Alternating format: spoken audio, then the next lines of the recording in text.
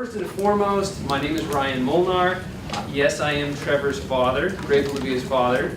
I am a husband, I am a father first and foremost, and I am an entrepreneur, okay? In that order, that's the importance in my life. And sometimes I don't find a good work-life balance, and you're going to hear that word more in your lives. But most importantly, I think for you in this room is to find out what's going to help you be successful in your life. And so I think I've learned a few things in the last 41 years of my life that may be able to translate to your lives as well. I want you to know that I grew up in Ukaipa. I've lived here almost 42 years. Some people ask me on a daily basis, how have you been successful in your life and business? I have always been an entrepreneur. Trevor knows I've had several businesses, and they're called startup businesses, okay? A startup business is where you have an idea, and you do all the hard work to launch it off the ground, all right? That's what's called a startup, okay? JoJo's is a startup business, and I've had several other ones. And I tell people that it is called the Friday night principle. That's what's helped me be successful. And we're not talking about Mr. Mead principle. We're talking about a different type of principle, okay? A principle is a process governed by values, okay? A process that's governed by values. And that's what helps people to be successful, in my opinion, all right? And what I mean by that is, how is somebody successful? Well, it's by certain principles that they live by. And those principles are processes that are governed by specific values. So I once read a book by a man by the name of Randy Pausch, who was like 39 years old. He died of cancer, by the way, so it gets interesting, okay? He died of cancer, but before he died, he gave a lecture called The Last Lecture, okay? And in college, when tenured professors leave, they give something called The Last Lecture. Now, most of these guys are super old, like the dude in Harry Potter with the big long beard. Yeah, they're like that old, okay? So you guys get it, all right? So they give this last lecture, and they talk about all the things they've learned and how they should be successful and how you should be successful, da-da-da-da. Well, this guy was only like 40 when he gave his last lecture because he was about to die from cancer. But he felt like he had a lot of things to say. But most importantly, he was a tenured professor at the same age of Mr. Mead. Mr. Mead's birthday is today. Hey, all right. happy birthday. Happy birthday! What did you turn 35? Okay? And so it was unheard of to be a tenured professor at 39 years old. And other people would ask him, how have you become so successful at such a young age? And he would call it the Friday night principle, and I love it. It stuck with me. And he'd say, come to my office Friday night at 10 o'clock. And people would say, Friday night at 10 o'clock? I'm not going to your office. Nobody's working Friday night at 10 o'clock. And he said, come to my office and I'll tell you how I've been successful. Okay, entrepreneurs do the things that other people don't want to do. They're willing to sacrifice now for what they want later. Okay? Now, some of you in this room, unfortunately, I'm just going to be completely transparent, are not cut out to be entrepreneurs. You are going to be great at something, but it might not be an entrepreneur because you're not in your office Friday night at 10 o'clock. You're out having fun. No. Okay. You're sleeping, you're going to the movies, okay? Those are the things you're doing. What's that? Creating stuff to go to space. Okay. Guys, we have 10 more minutes. I just need your attention for 10 more minutes. Okay. A startup business is no easy feat. Trevor knows that I work over 100 hours a week right now, okay, because we just launched a new location. That requires a lot of my time. Now, many of you may ask, who wants to be in the hot dog business? Okay? All right?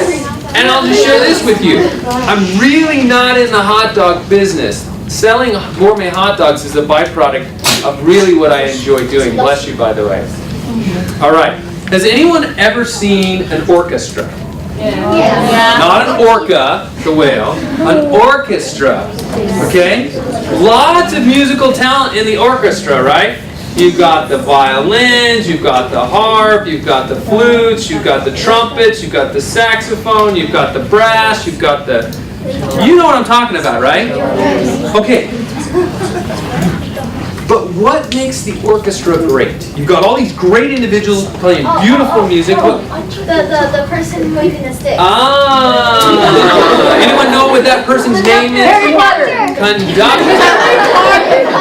Okay, Harry Potter. I love that. Okay, so pay close attention to this because this is a principle I think that you should understand in your life. The conductor is not a manager. Okay, and you're going to hear in your life. In fact, I graduated with a degree. My major is business management. My minor is organizational leadership, which is far more important than management. A conductor does not manage the orchestra. A conductor leads the orchestra. A conductor knows when the flutes are being too loud over here. And the conductor's over here with his little, we'll call it a baton, but I know it has a different name. And his hand over here is telling the flutes to keep it down because they're being too loud. Keep it down because we want to hear the brass over here.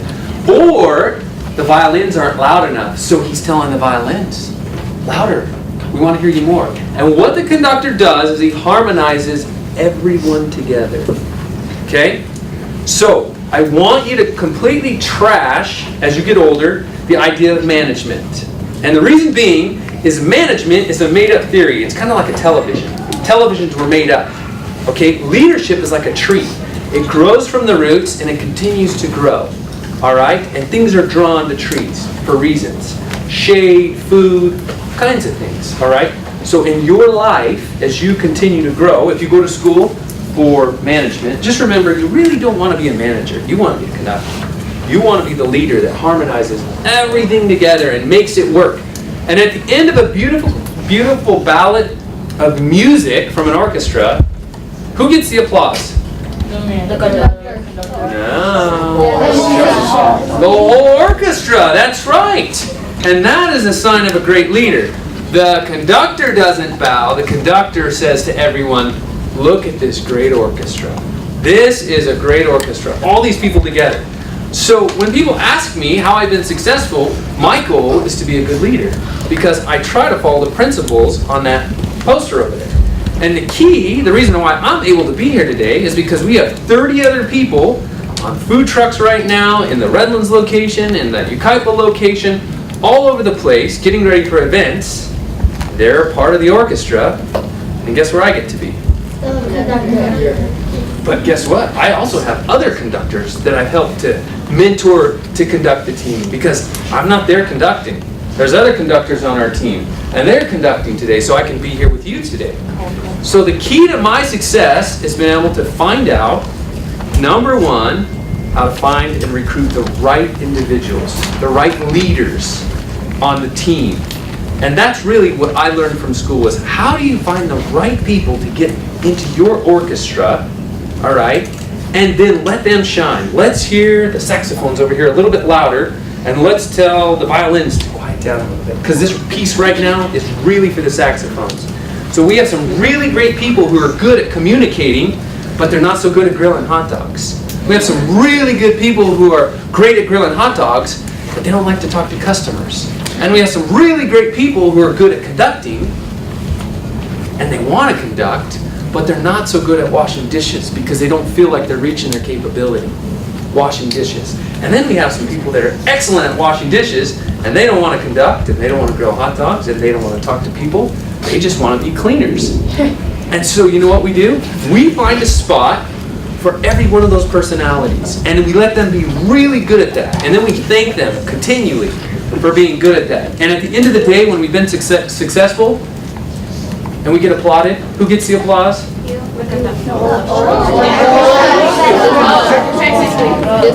Everybody. It's not the owner of JoJo's, it's the whole team.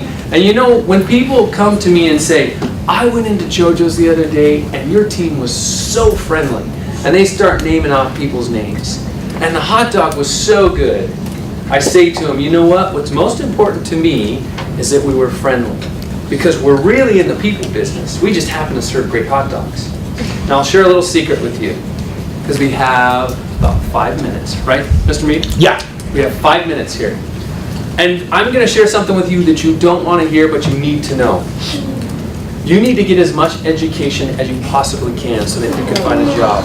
Because in January, minimum wage, which is the minimum wage rate that an employer pays to their employees, goes to $11 an hour. And by 2021, it will be $15 an hour. In 2021, roughly, you will be preparing to graduate from high school. There will not be a job for you at $15 an hour. This is my prediction, and I don't want to scare you.